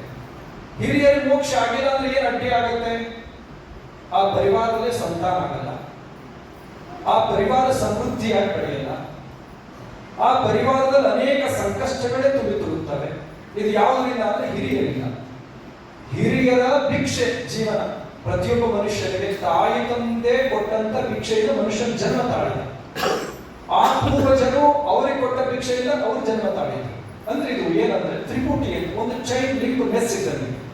ಅಂದ್ರೆ ಹಿರಿಯರಿಂದ ಬಂದಂತ ಸಂಪತ್ತಿ, ಹಿರಿಯರಿಂದ ಬಂದಂತ ಆಸ್ತಿ ಪಾಸ್ತಿಗಳು, ಹಿರಿಯರಿಂದ ಬಂದಂತ ಮನೆ, ಅದಕ್ಕೆ ನೀವು ನಿಮಗೆ ಹೇಗೆ ಅಧಿಕಾರ ಇದೆಯೋ ಅದರ ನಿವಾಸ ಮಾಡಲಿಕ್ಕೆ, ಆ ಸಂಪತ್ತಿಗೆ ಪರಿಪೂರ್ಣ ಅಧಿಕಾರಿಗಳು ನೀವು ಹೇಗಿದ್ದೀರೋ ಹಾಗೆ ಹಿಂದಿನ ಹಿರಿಯರು ಮಾಡಿದ ಪಾಪದಲ್ಲೂ ಭಾಗಿದಾರಾಗ್ತೀರಿ. ಅದರ ಜೊತೆಯಲ್ಲಿ ಮೋಕ್ಷ ಸಿಕ್ಕಿಲ್ಲ ಅಂತ ಕೇಳಿದ್ರೆ ಅದಕ್ಕೂ ಕೂಡ ಆ ದುಷ್ಫಲವನ್ನು ಅನುಭವಿಸಬೇಕಾಗತ್ತೆ. ಅಂತಹ ಜೀವಾತ್ಮನೆ ಮೋಕ್ಷವನ್ನು ಕೊಡುವಾದ ಯಾರು? ಮೋಕ್ಷ ಗುರು. ಅದಕ್ಕೆ ಬಿಟ್ಟು 3 ಪ್ರಕಾರ ಗುರುಗಳಿದ್ದಾರೆ: ದೀಕ್ಷಾ ಗುರು, ಶಿಕ್ಷಾ ಗುರು, ಮೋಕ್ಷ ಗುರು. ಅರ್ಥ ಆಯ್ತಲ್ಲ? ಹಾಗಿದ್ದಾಗ ಅಂತರ್ಪ ಗುರುವಿನ ಕೃಪೆ ನಮಗೆ ಆಗುವಂಥದ್ದು ಬಹಳ ಮುಖ್ಯ. ಅಂತರ್ಪ ಗುರುವಿನ ಆಶೀರ್ವಾದ, ದೀಕ್ಷೆಯನ್ನು ಕೊಡುವಾತ, ಶಿಕ್ಷೆಯನ್ನು ಕೊಡುವಾತ, ಅಂದ್ರೆ ಜ್ಞಾನವನ್ನು ಕೊಡುವಾತ, ಮೋಕ್ಷವನ್ನು ಕೊಡುವಾತ ಗುರು. ಅಂತರ್ಪ ಗುರುವಿನ ಅನುಗ್ರಹ, ಆಶೀರ್ವಾದ, ಅಂತಃಕರಣ ಕೃಪಾ ದೃಷ್ಟಿ, ಕೃಪಾ ಕಾರಣ ನಮಗೆ ಬಹಳ ಮುಖ್ಯ. ಗುರು ಕೃಪಾ ನಮಗೆ ಆಗಬೇಕು ಅಂದ್ರೆ ಹೇಗಿರಬೇಕು? ಗುರು ಕೃಪಾ ಈಗ ನಾವು ಸಾಕಷ್ಟು ಹೇಳಿದೆ, ಗುರು ಕೃಪಾ ಆಗಬೇಕಪ್ಪ. ಮನುಷ್ಯರ ಜೀವನದಲ್ಲಿ ಏನೇ ಸಂಕಷ್ಟಗಳು ಬಂದರೂ ಗುರುವಿನ ಕೃಪಾ ದೃಷ್ಟಿ ಇತ್ತಂದ್ರೆ ಆ ಪಾಪಗಳು ನಾಶವಾಗುತ್ತೆ, ಮನೋವಾಂಛಿತ ಫಲಗಳು ಲಭ್ಯವಾಗುತ್ತೆ. ಹಾಗಿದ್ರೆ ಗುರು ಕೃಪಾ ಹೇಗಿರಬೇಕು? ಭಕ್ತರ ಮೇಲೆ ನೀವು ಅನ್ಕೋತೀರಿ, ನಾವು ನೋಡಿದ ತಕ್ಷಣ ನಮ್ಮನ್ನು ಹೆಸರಿಡಿದು ಮಾತಾಡಿಸ್ತಾರ, ನಾವು ನೋಡಿದ ತಕ್ಷಣ ಕರೀತಾರ, ನಾವು ಏನ್ ಬೇಕಾದ್ರೂ ತಂದು ಕೊಟ್ಟಿವಿ, ಹಾಗಿದ್ರೆ ನಮಗೆ ಗುರು ಕೃಪಾ ಇದೆ ಅಂತ ನೀವು ಅನ್ಕೋತೀರಿ. ಇದನ್ನು ಕ್ಷಣಿಕಿದೆ. ಗುರು ಕೃಪಾ ಅಂತಂದ್ರೆ ಯಾವುದಕ್ಕಂತಾರೆ? ಕೃಪಾ. ಈ ಉದಾಹರಣೆಗೆ ಭಕ್ತನಿಗೆ ಸಂಕಷ್ಟ ಆಗಿದೆ ಅಂದ್ರೆ ಈ ಗುರುವಿಗೆ ಗೊತ್ತಾಗುತ್ತೆ. ಗುರು ಮತ್ತು ಶಿಷ್ಯರಲ್ಲಿ ಅವಿನಾಭಾವ ಸಂಬಂಧ ಇರುತ್ತೆ. ಈಗ ತಾಯಿ ಮಗುವಿನಲ್ಲಿ ಅವಿನಾಭಾವ ಸಂಬಂಧ ಇರುತ್ತೆ, ತಂದೆ ಮಗನಲ್ಲಿ ಅವಿನಾಭಾವ ಸಂಬಂಧವಿರುತ್ತೆ. ಹಾಗೆ ಗುರು ಶಿಷ್ಯರಲ್ಲಿ ಅವಿನಾಭಾವ ಸಂಬಂಧವಿರುತ್ತೆ. ಅಲ್ಲಿ ಏನಾದರೂ ಶಿಷ್ಯನಿಗೆ ತೊಂದರೆ ಆಗಿದೆ, ಆಪತ್ತು ಆಗಿದೆ ಅಂದ್ರೆ ಗುರುವಿಗೆ ಗೊತ್ತಾಗುತ್ತೆ. ಪೂಜೆಗೆ ಕೂತಾಗ, ಜಪಕ್ಕೆ ಕೂತಾಗ ಆ ಭಕ್ತನ ನೆನಪು ಆಗ್ತಿರಬೇಕು. ಆ ಭಕ್ತನ ನೆನಪು ಎದುರಿಗೆ ಬರಬೇಕು. ನನ್ನ ಭಕ್ತನಿಗೆ ಸದಾ ನೀನು ಆಶೀರ್ವಾದ ಮಾಡು ಭಗವಂತ ಅಂತ ಭಗವಂತನಲ್ಲಿ ಆ ಗುರು ಪ್ರಾರ್ಥನೆ ಮಾಡ್ತಾರೆ. ಅದಕ್ಕೆ ಹೇಳ್ತಾರೆ, ಹರಮುನಿದರು ಗುರು ಕಾಯುವ, ಹರಮುನಿದರು ಗುರು ಕಾಯುವ ಅಂತ ಹೇಳ್ತಾರೆ. ಗುರು ಮುನಿದರೆ ಹರ ಕಾಯಲಾರ ಹೇಳ್ತಾರೆ. ಬಹಳ ಸುಂದರವಾಗಿ ಹೇಳ್ತಾರೆ. ಏನಾದ್ರೂ ನಮ್ಮ ಪೂರ್ವಾರ್ಜಿತ ಕರ್ಮದಿಂದ ಏನಾದ್ರೂ ನಮಗೆ ಪಾಪ ತಾಪ ಶಾಪ ದೋಷಗಳಿತ್ತು ಅಂತ ಕೇಳಿದ್ರೆ, ಅಪಮೃತ್ಯು ದೋಷ ಏನಾದ್ರೂ ಗಂಡಾಂತರಗಳಿತ್ತು ಅಂತ ಕೇಳಿದ್ರೆ, ಒಬ್ಬ ಸಮರ್ಥನಾಗಿರ್ತಕ್ಕಂಥ ಗುರುವಿನ ಕೃಪಾಶೀರ್ವಾದ ನಮಗೆ ಆತು ಅಂತ ಕೇಳಿದ್ರೆ, ಕೃಪಾ ದೃಷ್ಟಿ ನಮಗೆ ಆತು ಅಂತ ಕೇಳಿದ್ರೆ, ಒಬ್ಬ ಸಮರ್ಥ ಗುರು ಭಕ್ತನ ಮಸ್ತಕದ ಮೇಲೆ ಹಸ್ತವನ್ನಿಟ್ಟು ಅಂತಃಕರಣದಿಂದ ಆಶೀರ್ವಾದ ಮಾಡಿದ ಅಂತ ಕೇಳಿದ್ರೆ ಅದು ಪರಿಪೂರ್ಣವಾಗಿ ದೂರವಾಗುತ್ತೆ. ಅದರಲ್ಲಿ ಯಾವ ಸಂಶಯಗಳು ಇಲ್ಲ.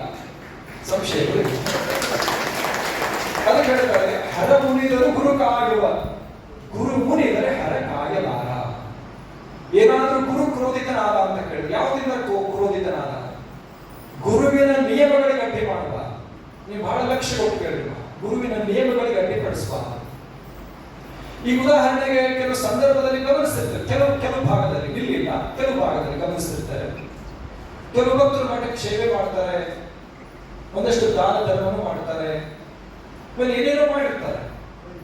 ಅವ್ರು ಬಂದು ಸಮಯವನ್ನು ಬಳಸ್ಕೊಂಡು ಹೇಳ್ತಾರೆ, ಬುದ್ಧಿ ನಮಗೊಂದು ಟಿಕೆಟ್ ಕೊಡಕ್ಕೆ ಹೇಳ್ರಿ. ಯಾವ್ದ್ರದ್ದು?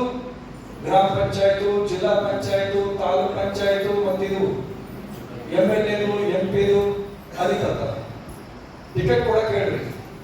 ನೀವು ಹೇಳಿದ್ರೆ ಕೊಡ್ತಾರ. ಇಲ್ಲಪ್ಪ ನಮಗ ನೇಮ್ ಇಲ್ಲ, ಹೇಳಕ್ ಬರಲ್ಲ. ಇಷ್ಟೆಲ್ಲ ಸೇವೆ ಮಾಡಿದ್ರೆ ನಾವು ಇಷ್ಟೆಲ್ಲ ಮಾಡಿದ್ರು ಹೇಳಿಕ್ ಹೇಗೆ ಹೇಳಬೇಕು? ಅವರ ಇಕ್ಕಟ್ಟಿ ಸಿಗಿ ಬೆಳೆಯೋದೈತಲ್ಲ, ಅವರ ಭಾವನೆಗಳಿಗೆ ಧಕ್ಕೆ ತರೋದೈತಲ್ಲ, ಅವರ ಅಂತಃಕರಣದ ನಿಯಮಗಳಿಗೆ ನೋವನ್ನು ತರೋದೈತಲ್ಲ, ಇದು ಪಾಪ ಅಂತ. ಅಷ್ಟೇ ಅಲ್ಲ, ಮತ್ತೆ ಜೊತೆಗೆ ಕ್ಷಣಿಕ ಸುಖ ಇರುತ್ತೆ, ಕ್ಷಣಿಕವಾದಂತ ವಿಚಾರ. ಅವ್ರು ಹೇಳ್ತಾರೆ, ಈ ನೌಕರಿ ಕೊಡಕ್ಕೆ ಒಂದಿಷ್ಟು ಅಧಿಕಾರಿಗಳಿಗೆ ಫೋನ್ ಮಾಡಿ ನೌಕರಿ ಕೊಡಿಸ್ರಿ. ಕೆಲವು ಜನ ನಮ್ಮಲ್ಲಿ ಬಂದು ನಮಗೆ ಕೆಲವು ಈ ಸರಿ ಕೆಲವು ಕೇಳಿದ್ರು ಇದುವರೆಗೆ 3-4 ಜನ ಕೇಳಿದ್ರು, ಆ ವಿದ್ಯಾಲಯಕ್ಕೆ ಸ್ಕೂಲಿಗೆ ಹಚ್ಚಕತ್ತೇವೆ, ಫೀಸ್ ಕಡಿಮೆ ಮಾಡಿಸ್ರಿ ಫೋನ್ ಮಾಡಿ. ನಾವು ವಿದ್ಯಾಸಂಸ್ಥೆಗೆ ಫೋನ್ ಮಾಡಿ ಫೀಸ್ ಕಡಿಮೆ ಮಾಡ್ರಿ ನಾವು ಹೇಳಬೇಕು ಅಂತ ಕೆಲವರು ಅಪೇಕ್ಷೆ. ಅಂದ್ರೆ ನಮ್ಮಲ್ಲಿ ಈ ತರ ಬಂದಿಲ್ಲ, ಹೊಸರು ಒಂದಿಬ್ರು ಬಂದು ಕೇಳಿದ್ರಿ ಸಾರಿ, ಯಾವಾಗ ಬಂದಿರಲಿಲ್ಲ. ನಾವು ಇವ್ರ ಸೇರ್ಸಕ್ ಅವ್ರಿಗೆ ರೆಕಮೆಂಡ್ ಮಾಡ್ಬೇಕಲ್ಲಿ, ಫೋನ್ ಮಾಡಿ ಸ್ಕೂಲ್ ಫೀಸ್ ಕಡಿಮೆ ಮಾಡಿ. ಅವ್ರು ಸಂಸ್ಥೆ ನಡೆಸ್ತಿರ್ತಾರ, ಆಗ ಹೋಗೋ ಪರಿಣಾಮ ಅವ್ರಿಗೆ ಗೊತ್ತಿರುತ್ತೆ. ಅಲ್ಲಿ ನಾವು ಹೇಳಿದ್ರೆ ಈ ಕಡೆ ಮಾಡಕ್ಕಾಗಲ್ಲ, ಈ ಕಡೆ ಬಿಡಕ್ಕಾಗಲ್ಲ. ಅಂದ್ರೆ ಎಷ್ಟು ಗೊಂದಲ ಸೃಷ್ಟಿಯಾಗುತ್ತೆ. ಇನ್ನು ಕೆಲವು ಸಮಯ ಕೆಲವು ಕಡೆಗೆ ಕಾರ್ಯಕ್ರಮ ನಿಗದಿ ಆಗಿಬಿಟ್ಟಿರ್ತಾರೆ, ದಿಢೀರ್ ಬರ್ತಾರ ಅವರು, ನಮ್ಮ ಮನೆಯೊಳಗಿಂತ ಕಾರ್ಯಕ್ರಮ ಇದ್ರೆ ನೀವು ಬರ್ಬೇಕು. ಇಲ್ಲಪ್ಪ ಹಿಂಗಾಗ್ಬಿಟ್ಟತೆ, ಬೇರೆ ಕಡೆಗೆ ಹೇಗಿಲ್ಲ, ಅದು ಹೆಂಗ ಗೊತ್ತಿಲ್ಲ. ನೀವು ಯಾವಾಗ ಹೇಳಿದ್ರು ಬಂದು ನಾವು ಸೇವೆ ಮಾಡೋದಿಲ್ಲ, ನೀವು ಯಾವಾಗ ಕರೆದಿರೋ ಬಂದು ಸೇವೆ ಮಾಡೋದಿಲ್ಲ, ದಾನ ಮಾಡೋದಿಲ್ಲ. ಅದಕ್ಕೆ ನೀವು ಆ ಡೇಟಿಗೆ ಬರಲೇಬೇಕು. ಗುರುಗಳಿಗೆ ಇಲ್ಲಿ ಹೋಗ್ಬೇಕು, ಅಲ್ಲಿ ಹೋಗ್ಬೇಕು. ಇದು ಸಂದಿಗ್ಧ ಪರಿಸ್ಥಿತಿ ಅಂತ. ಅಂದ್ರೆ ಪರಿಸ್ಥಿತಿ ಏನು ಅಂತ ಕೇಳಿದ್ರೆ ಅನಿವಾರ್ಯತೆಗಳು ಬೇರೆ. ಮತ್ತವ್ರು ಕರೆಯೋದಕ್ಕ ಅವ್ರು ಕರೆದಾಗ ನಾವೇ ಕರೆಯೋದು, ನಾವು ಕರ ತೋರಿಸ್ತೇವೆ, ಪ್ರತಿಷ್ಠೆಗಾಗಿ ಕರೆಯುವಂಥದ್ದು. ಭಾವನೆಯಿಂದ ಕರೆಯುವಂಥದ್ದು ಬೇರೆ, ಪ್ರತಿಷ್ಠೆಯಿಂದ ಕರೆಯುವಂಥದ್ದು. ಇದು ಆಗಲ್ಲ. ಇದು ಏನಾಗುತ್ತೆ ಅಂತ ಕೇಳಿದ್ರೆ ಗುರುವನ್ನ ಸಂಕಷ್ಟಕ್ಕೆ ಸಿಲುಕಿಸುವಂಥದ್ದು, ಸಿಗ ಹಾಕುವಂಥದ್ದು ಬಹಳ ಗೊಂದಲಕ್ಕೆ ಕಾರಣವಾಗುತ್ತೆ. ಈ ತರ ಪ್ರಸಂಗ ಆಗ್ತದೆ. ಕೆಲವರು ನಾವು ಗಮನಿಸಿದ್ರಲ್ಲ, ನಮಗೆ ಡಿಸ್ಬಲ್ಸರ್ ಬ್ಯಾಕ್ ಪೇನ್ ಇತ್ತು. ಹೋದ ವರ್ಷ ಶ್ರಾವಣದಲ್ಲಿ ಜೂನ್ ಇದೇ ಗುರುಪೂರ್ಣಿಮೆ ಆರಾಮಾಗಿತ್ತು ನಮಗೆ. ಆಮೇಲೆ ಸ್ವಲ್ಪ ಕಡಿಮೆ ಆಯಿತು ಅಂತ ಎಲ್ಲ ಕಡೆ ಓಡಾಡಿದ್ವಿ. ಶ್ರಾವಣದ ಕಾರ್ಯಕ್ರಮ ನಿರಂತರ ಮಾಡಿದ್ವಿ. ಆಮೇಲೆ ಮತ್ತೆ ಅಡ್ಡಿಲ್ಲ ಅಂತೇಳಿ ನಾವು ಅಕ್ಟೋಬರ್ವರೆಗೆ ಕಂಟಿನ್ಯೂ ಕಾರ್ಯಕ್ರಮ ಕೊಟ್ಟಿದ್ವಿ. ಅವಾಗ ಮತ್ತೆ ಸೆಪ್ಟೆಂಬರ್ಗೆ ಮತ್ತೆ ರಿಪೀಟ್ ಆಯಿತು. ಅವಾಗ ಕೆಲವರು ಹಿಂಗಪ್ಪ ಹಿಂಗೆ ತ್ರಾಸ ಐತಿ, ಅದಕ್ಕಾಗಿ ಸ್ವಲ್ಪ ಮತ್ತೆ ಬೇರೆ ಗುರುಗಳು ಕಳಿಸ್ತೀವಿ ಮಾಡಿ. ಹೇಗಿಲ್ಲ ಸರ್, ನೀವೂ ಬರೋದು, ನಮಗೆ ಕೂರಕ್ಕಾಗಲ್ಲ, ನಿಲ್ಲಕ್ಕಾಗಲ್ಲ, ತ್ರಾಸ ನೀವು ಹಂಗ ಬರ್ರಿ, 5 ನಿಮಿಷ ಹಂಗ ಅಕ್ಷತೆ ಕೂಡಿ. ಇನ್ನು ಕೆಲವರು ಅಂತಿದ್ರು, ನಿಮಗೆ ನೋವಾಗಿದೆ ಅಂದಾಗ ಅದು ಯಾವುದು ಬೇಡ, ಜೊತೆ ಮೊದಲು ವಿಶ್ರಾಂತಿ ತಗೊಳ್ಳಿ, ನಿಮ್ಮ ಆರೋಗ್ಯ ಬಹಳ. ಅಂದ್ರೆ ಇದು ಏನು ಅಂತ ಕೇಳಿದ್ರೆ, ಇಂತಪ್ಪ ಶಿಷ್ಯ ಗುರುವಿನ ಹೃದಯ ಉಳಿತಾನೆ ಅಂತಕ್ಕಂಥ ಮಾತ್ರ.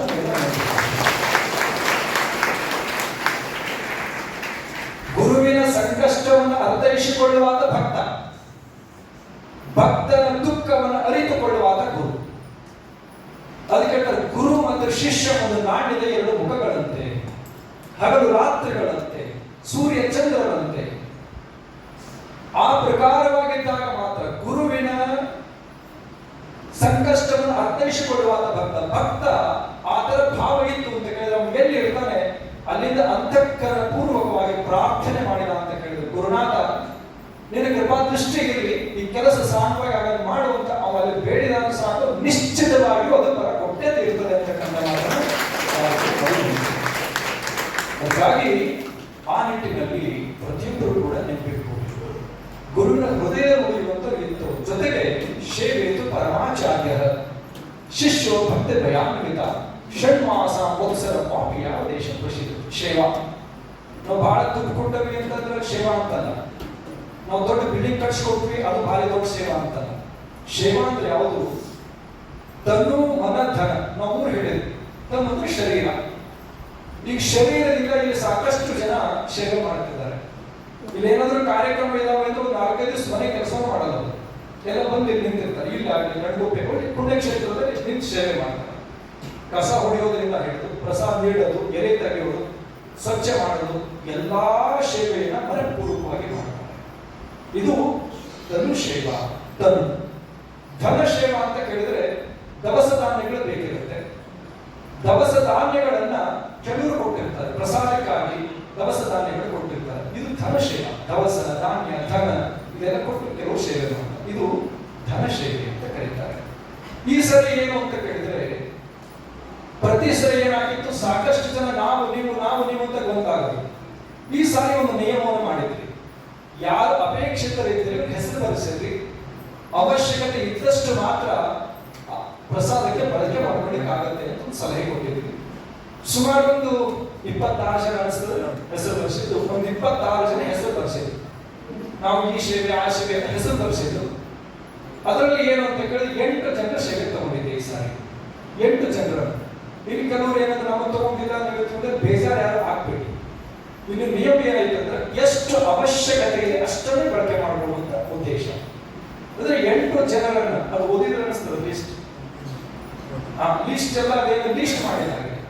ಅಂದ್ರೆ 8 ಜನರನ್ನ ಸೇವೆಗಾಗಿ ಆಯ್ಕೆ ಮಾಡಿಕೊಂಡು, ಒಬ್ರು ಕೋಡಿಯಲಾಪುರದವ್ರು ಮಾದೇ ಸೇವೆ ಮಾಡಿದ್ದಾರೆ, ಮತ್ತು ಕೋಡಿಯಲಾಪುರದವ್ರು ಜಿಲೇಬಿ ತಗೊಂಡು ಬಂದಿದ್ದಾರೆ. 2 ಸೇವೆ ಸ್ವೀಟಿಂಗ್ ಅವ್ರು ಮಾಡಿದ್ದಾರೆ. ಮತ್ತೊಬ್ರು ಪಾಯಸ ಸೇವೆ ತಗೊಂಡಿದ್ದಾರೆ. ಮತ್ತೊಬ್ರು ಅನ್ನ ಸಾಂಬಾರು ತೋರಿಸ್ಕೊಂಡಿದ್ದಾರೆ. ಮತ್ತೆ ಪೂರಿ ಸಾಂಬಾರು ತೋರಿಸ್ಕೊಂಡಿದ್ದಾರೆ. ಈ ಪ್ರಕಾರ ಹೆಸರಾಗಲೇ ಕೆಳಗೆ ಅನಿಸಿದ್ದಾರೆ. ಇನ್ನು ಕೆಲವರು ಅವರವರ ಕೆಲವರು ಕಾಪುಡಿ ತಂದಿದ್ದಾರೆ, ಕೆಲವರು ಬೇರೆ ಬೇರೆ ಅಕ್ಕಿ ಅವರು ಸ್ವಲ್ಪ ತಂದಿದ್ದಾರೆ, ಗಮನಕ್ಕೆ ಬರಲಾರದೆ ತಂದಿರುವಂಥದ್ದು. ಆನಂತರ ಯಾರು ಹೇಳಿದ್ದಾರೆ ಅವರಿಗೆ ಈ ಸರಿ ಬೇಡ ಅಂತ ಹೇಳಿದ್ದಾರೆ. ಯಾಕೆ ಅಂತ ಕೇಳಿದರೆ, ಅವ್ರು ಬಿಡುತ್ತೇನೆ ಅಂತಲ್ಲ, ಎಷ್ಟು ಬೇಕಿತ್ತು ಅಷ್ಟನ್ನು ಬಳಕೆ ಮಾಡಿಕೊಂಡಿದ್ದಾಗಿದೆ. ಮತ್ತೆ ಮುಂದೆ ಬರುವಂತ ಡಿಸೆಂಬರ್ ತಿಂಗಳಲ್ಲಿ ಅವಾಗ ಏನಿರ್ತದೆ, ಆ ಕಾರ್ಯಕ್ರಮದಲ್ಲಿ ಮತ್ತೆ ಸೇವೆಯನ್ನು ಕೊಡಲಾಗುತ್ತೆ. ನಮಗೆ ತಗೊಂಡಿಲ್ಲ ಅಂತ ಕೆಲವರು ಬೇಜಾರು ಮಾಡ್ತಾರೆ. ಹಾಗಿಲ್ಲ, ಎಷ್ಟು ಅವಶ್ಯಕತೆ ಅಷ್ಟನ್ನು ತಗೊಳ್ಳೋದಾಗುತ್ತೆ. ತಗೊಂಡಿದ್ದೇವೆ ಅಂತಕ್ಕಂಥದ್ದು. ಅದಕ್ಕೆ ಏನಂದ್ರೆ ಇದು ಧನ ಸೇವೆ. ತನು ಮನ ಧನ ಅಂದ್ರೆ ಮನಪೂರ್ವಕವಾಗಿ ಎಲ್ಲ ಸೇವೆಯನ್ನು ನಿರ್ವಹಣೆ ಮಾಡುವಂಥದ್ದು ಮನಸೇವಾ ಅಂತ ಕರೆ. ಪ್ರಚಾರವನ್ನು ಮಾಡುವಂಥದ್ದು, ಕಾಲಿನ ನಿರ್ವಹಣೆ ಮಾಡುವಂಥದ್ದು, ಧರ್ಮ ಪ್ರಚಾರವನ್ನು ಮಾಡತಕ್ಕಂಥದ್ದು, ಈ 3 ಇದಕ್ಕೆ ತ್ರಿಪುಟಿ ಅಂತ ಕರೀತಾರೆ. ಈ ಪ್ರಕಾರ ಅನೇಕ ಪ್ರಕಾರ ಸೇವೆ ಮಾಡಿದ್ದಾರೆ. ನಿನ್ನೆ ನಮ್ಮ ಸತೀಶ್ ಡಾಕ್ಟರು ಗುರು ಪೂರ್ಣಿಮೆಗೆ ಅಂತ ಕೇರಳದಿಂದ ದೀಪ ತಗೊಂಡು ಬಂದಾರೆ. ನಾವಂದ್ರಿ ಅನೇಕ ಸೇವೆ ನಿಮ್ದಲ್ಲಿ ಮತ್ತೆ ಯಾಕೆ ಮಾಡಿದ್ರಿ ಅಂತ. ಇಲ್ಲ, ನಂಗೇನೋ ಅನ್ನಿಸ್ತು, 50 kg ಐತಲ್ಲ, 2 ಎತ್ತಿಗೆ ಬರ್ಬೇಕಲ್ಲ. ಕೇರಳದಿಂದ ಅವರೊಂದು ಮೊನ್ನೆ ಹಾಸ್ಪಿಟಲ್ ತರಿಸಿದ್ರು, ಉದ್ಘಾಟನೆ ಮಾಡಿದ್ವಿ. ಅದು ಚೆನ್ನಾಗಿದೆ ಅಂತ ಮತ್ತೆ ಇಲ್ಲಿ ಒಂದು ತಗೊಂಡು. ಅಂದ್ರೆ ಈ ಪ್ರಕಾರ ಅನೇಕ ಭಕ್ತರು ನಮಗೆ ತಿಳಿದು ತಾವು ಸೇವೆ ಮಾಡುವಂತದ್ದಾಗ್ತಾ ಇದೆ. ಅದಕ್ಕೆ ಏನಂದ್ರೆ ಇದಕ್ಕೆ ತ್ರಿಕರಣ ಪೂರ್ವಕವಾದಂತ ಸೇವೆ ಅಂತ, ಅವರಾಗಿ ಭಾವನಾತ್ಮಕವಾಗಿ ಮಾಡುವಂತ ಸೇವೆ. ಇದು ಅತಿ ಶ್ರೇಷ್ಠವಾದ ಫಲವನ್ನು ತಂದುಕೊಡುತ್ತೆ ಅಂತಕ್ಕಂಥದ್ದನ್ನು ತಿಳಿಸಿ, ಆ ನಿಟ್ಟಿನಲ್ಲಿ ಪ್ರತಿಯೊಬ್ಬರು ಕೂಡ ಯಾವುದೇ ಸಂದರ್ಭದಲ್ಲೂ ನಿಮಗೆ ಏನಾದರೂ ಜಿಜ್ಞಾಸೆಗಳಿದ್ರೆ ಒಬ್ಬರಿಗೊಬ್ಬರಿಗೂ ಚರ್ಚೆ ಮಾಡಿ ಪರಿಹರಿಸಿಕೋಬೇಕು. ಯಾವುದೇ ಸಂದರ್ಭದಲ್ಲೂ ಗೊಂದಲಗಳಿದ್ದಾಗ ಮನಸ್ಸಲ್ಲಿ ಏನೋ ಆತಂಕವನ್ನು ಇಟ್ಟುಕೊಂಡು ಹೋಗುವಂಥದ್ದಿಲ್ಲ. ಪ್ರತಿಯೊಬ್ಬರು ಕೂಡ ಕಾಯ ವಾಚ ಮನಸ್ಸ ಪ್ರತಿಯೊಬ್ಬರು ಕಾರ್ಯನಿರ್ವಹಣೆ ಮಾಡುವಂಥದ್ದು ಪ್ರತಿಯೊಬ್ಬರ ಆದ್ಯ ಕರ್ತವ್ಯ. ಇವತ್ತು ಸಾಕಷ್ಟು ಪರಿವಾರದಲ್ಲಿ ಗೊಂದಲಗಳು ಆಗ್ತಾ ಇದ್ದಾರೆ. ತುಂಬಾ ಜನರಿಗೆ ಮನಸ್ಸಿಗೆ ನೋವು ವೇದನೆಗಳಾಗುತ್ತೆ. ಅದಕ್ಕೆ ಒಂದು ಸಣ್ಣ ಘಟನೆಯನ್ನು ಹೇಳುತ್ತೆ. ಏನು ಅಂತ ಕೇಳಿದ್ರೆ, ಪ್ರಾಕ್ಟಿಕಲ್ ಆಗಿ ನೋಡೋಣ. ನೀವು 1 ನಿಮಿಷ ಈಗ ಲಕ್ಷ್ಯ ತಗೋರಿ. 1 ನಿಮಿಷ ಏನು ಅಂತ ಕೇಳಿದ್ರೆ, ನೀವು ನೆನಪು ಮಾಡ್ಕೋರಿ. ಮೊದಲ ನೆನಪು ಮಾಡಿದ್ರಿ, ನಿಮಗೆ ಯಾರು ಭಾರಿ ಕಷ್ಟ ಕೊಟ್ಟರು ಅವ್ರ ಮುಖ ಒಂದಿಷ್ಟು ನೆನಪು ಮಾಡ್ಕೊಳ್ಳಿ. 1 ಸೆಕೆಂಡ್ ಅಷ್ಟೇ. ಅಲ್ಲಿ ಹೋಗಿ ಸೀದಾ ನೀವು ಎದ್ದು ಹೋಗ್ಬಿಟ್ರಿ, ಇಲ್ಲೇ ಕುಂತು ಮನಸ್ಸು ಕಳಿಸ್ತೀನಿ. ನಿಮಗೆ ಯಾರು ಭಾರಿ ಕಷ್ಟವನ್ನು ಕೊಟ್ಟಿದ್ರು ನೆನಪು ಮಾಡ್ಕೊಳ್ಳಿ. ನೆನಪು ಮಾಡ್ಕೊಳ್ರಿ, ಆಯ್ತಲ್ಲ? ಸರಿ. ನೀವು ಎಷ್ಟೇ ಉಪಕಾರ ಮಾಡಿದ್ರು ಕೂಡ ವಿಶ್ವಾಸಘಾತ, ವಿಶ್ವಾಸ ದ್ರೋಹ ಅಂತ ಕರೀತಾರೆ ಅಂತ ಮಾಡಿದವರು ಒಬ್ಬರು ಹಾಗೆ ನೆನಪು ಮಾಡ್ಕೋರಿ. ಹಾಗೆ ನೆನಪು ಮಾಡ್ಕೊಳ್ಳಿ. ಹಾಗೆ ನೆನಪು ಮಾಡ್ಕೊಳ್ಳಿ. ನೆನಪು ಮಾಡ್ಕೊಂಡ್ರಿ, ಆಯ್ತಲ್ಲ? ಈ 2 ಘಟನೆಯಿಂದ ಏನಾಯ್ತು ನಿಮಗೆ? ಖುಷಿ ಆಯ್ತು, ದುಃಖ ಆಯ್ತು? ದುಃಖ ಆಯ್ತಿಲ್ಲ. ವೇದನೆ ಅನಿಸ್ತಿಲ್ಲ. ಸರಿ, ಈಗ ಹಿಂಗೆ ಮಾಡ್ರಿ, ನಿಮಗೆ ಯಾರು ಬಹಳ ಉಪಕಾರವನ್ನು ಮಾಡಿ ನಿಮ್ಮ ಸಂಕಷ್ಟವನ್ನು ದೂರ ಮಾಡಿದ್ದು ಅವರನ್ನು ಸ್ವಲ್ಪ ನೆನ್ಪು ಮಾಡ್ಕೊಳ್ಳಿ, ಸ್ವಲ್ಪ ನೆನ್ಪು ಮಾಡ್ಕೊಳ್ಳಿ. ಹಾಗೆ ನೆನ್ಪಾಯ್ತಲ್ಲ? ನಿಮಗೆ ಯಾರು ಸದಾ ನಿಮ್ಮ ಸಂಕಷ್ಟದಲ್ಲಿ ನೀವು ಕೈ ಹಿಡಿದಿದ್ರು, ಧನದಿಂದ ಇರಬಹುದು, ಮಾನಸಿಕವಾಗಿರಬಹುದು, ಆತಂಕದಿಂದ ಇರಬಹುದು, ಎಲ್ಲ ಸಂದರ್ಭದಲ್ಲೂ ನಿಮ್ಮ ಕೈ ಹಿಡಿದು ನಿಮ್ಮ ಜೊತೆಗಿದ್ದವರು ಯಾರು? ಸ್ವಲ್ಪ ನೆನ್ಪು ಮಾಡ್ಕೊಳ್ಳಿ. ನೆನ್ಪು ಮಾಡ್ಕೋತಾ ಇದ್ದೀರಿ? ಸರಿ, ಈ 4 ಘಟನೆಗಳನ್ನ ನೀವು ನೆನಪು ಮಾಡ್ಕೊಂಡ್ರಿ. 4 ಘಟನೆಗಳಿಂದ ನಿಮಗೆ ಏನು ಅನ್ನಿಸ್ಕೊಂಡ್ರು? ಏನನ್ನಿಸ್ತು?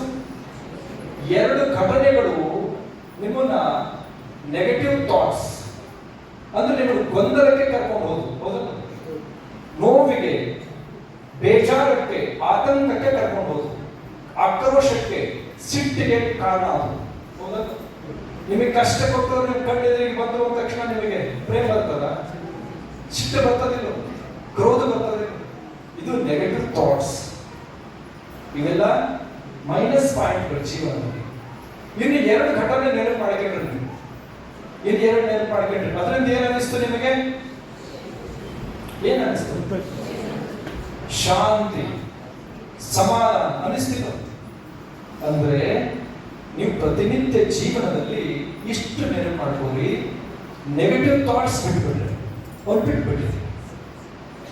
ಅಯ್ಯೋ ನಾವು ಮನೆ ಕಟ್ಟಿಲ್ಲ, ಪಕ್ಕದ ಮನೆ ಗೃಹ ಪ್ರವೇಶ ಅಂದ್ರೆ ಶುರು ಹೋಗಿ, ಪಕ್ಕದ ಮನೆ ದೊಡ್ಡದಾಯ್ತು ಅಂದ ತಕ್ಷಣ ಶುರು, ಯಾರಾದ್ರೂ ಚಲೋ ನೆಕ್ಲೆಸ್ ಹಾಕೊಂಡ್ರೆ ಶುರು, ನಮ್ಮ ಮನೆಯವ್ರು ಮಾಡಿಸಿಲ್ಲ ಅವ್ರು ಹಾಕಿಕೊಂಡು ಕೈ ಬಳೆ ಹಾಕಿದ್ರೆ ಶುರು, ಜಮೀನ್ ಪಕ್ಕದಾಗ ಯಾರಾದ್ರೂ ಜಮೀನ್ ತಗೊಂಡ್ರೆ ಶುರು. ಇದಾಗಬಾರ್ದು. ಪರಿವಾರವನ್ನ ಒಂದು ವ್ಯವಸ್ಥಿತವಾಗಿ ತಗೊಂಡು ಹೋಗುವಂತ ಶಕ್ತಿ ಯಾರಿಗೆ ಅಂದ್ರೆ ತಾಯಂದ್ರಿಗಿರುತ್ತೆ. ಪರಿವಾರ ಏನಾದ್ರೂ ಸಂರಕ್ಷಣೆಯಿಂದ ವ್ಯವಸ್ಥಿತವಾಗಿ ನಡೆಕೊಂಡು ಹೋಗ್ತಾ ಇದೆ ಅಂತ ಕೇಳಿದ್ರೆ ತಾಯಿಯ ಜವಾಬ್ದಾರಿ ಬಹಳ ದೊಡ್ಡದಲ್ಲಿ, ಮನೆಯ ಒಡತಿಯ ಜವಾಬ್ದಾರಿ. ಅದಕ್ಕೆ ಏನಂತಾರೆ? ತಾಯಿ ಶಕ್ತಿ ಅಂತ ಕರೀತಾರೆ. ಪರಿವಾರದ ಶಕ್ತಿ ಹೆಣ್ಣು ಮಕ್ಕಳೇ, ಪರಿವಾರಕ್ಕೆ ಶಕ್ತಿ. ಈ ಗಂಡು ಮಕ್ಕಳು ಎಷ್ಟೇ ಇಕ್ಕಟ್ಟಿನ ಪರಿಸ್ಥಿತಿ ಇರಲಿ, ಸಾಲ ಮಾಡಿ ಬಂದಾಗ ಜೀವನದಲ್ಲಿ ಯಾರು ಮಾಡಿಲ್ಲ, ಇಬ್ರು ದುಡ್ಡು ತೀರ್ಸನ, ಅದಕ್ಕೆ ಚಿಂತೆ ಮಾಡ್ತಾರೆ. ಒಂದು ಮಾತು ನೀವು ಅಂದ್ರಿ ಅಂತ ಕೇಳಿದ್ರೆ 100 ಆನೆಯ ಫಲ ಗಂಡು ಮಕ್ಕಳಿಗೆ ಬರುತ್ತೆ. ಅವ್ರು ನಿಮಗೆ ಕೇಳ್ತಾರೆ, ಏನು ಒಡವೆ ಮಾಡಿಸೋದು, ನಿಮ್ಗೆ ಏನ್ ಬೇಕು ಅಂತ ಕೇಳಿದ್ದಾರೆ. ನೀವೇ ಎಲ್ಲ ಇದ್ದೀರಿ, ಹಾಗಿದ್ದಾಗ ಒಡವೆ ಯಾಕೆ? ಒಂದು ಮಾತು